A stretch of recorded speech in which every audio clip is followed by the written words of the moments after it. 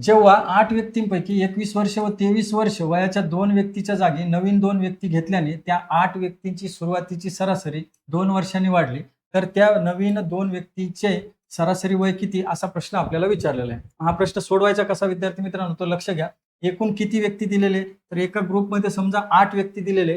त्या 8 व्यक्तीपैकी 21 वर्ष आणि 23 वर्ष वयाचे 2 व्यक्ती बाहेर पडले आणि त्याऐवजी पुन्हा 2 नवीन व्यक्ती आले. म्हणजे ग्रुपमधली संख्या आता ही 8च आहे, पण ते नवीन 2 व्यक्ती आल्यामुळे झालंय काय, तर त्या ग्रुपची जी काही सरासरी वय होतं सुरुवातीला त्याच्यामध्ये 2ची वाढ झालेली आहे 2 वर्षाची. मग जर प्रत्येकाच्या वयामध्ये 2 वर्षाची वाढ होत असेल तर एकूण 8 व्यक्ती आहे, मग एकूण वयात किती वाढ होईल, तर 8 गुणे 16 वर्षांची वाढ होणार आहे. मग आता ही 16 वर्षांची वाढ का होणार आहे विद्यार्थी मित्रांनो, तर ते नवीन जे 2 लोक आलेले त्यांचं 16 वर्ष वय हे जाणाऱ्यांपेक्षा जास्त असणारे, म्हणून ही 16 वर्षाची वाढ या ठिकाणी झालेली आहे. मग आता जाणाऱ्यांचं वय किती होतं, तर 44 एवढं वय असेल. मग जाणाऱ्यांचं 21 अधिक 23 बरोबर 44 वर्ष वय होतं.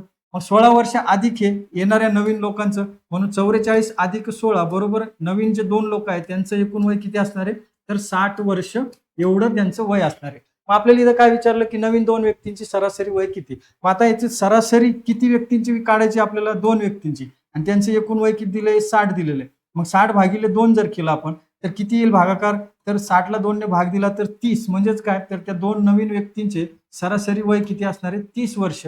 पर्याय क्रमांक 4 हे या प्रश्नाचं राईट आन्सर आहे विद्यार्थी मित्रांनो. तर विद्यार्थी मित्रांनो, हे स्पष्टीकरण जर तुम्हाला समजलं असेल तर या प्रश्नाचं उत्तर कमेंट करा, आणि हा व्हिडिओ आवडला असेल तर या व्हिडिओला लाईक करा, शेअर करा आणि SB अकॅडमी चॅनलला सबस्क्राईब करा. धन्यवाद विद्यार्थी मित्रांनो.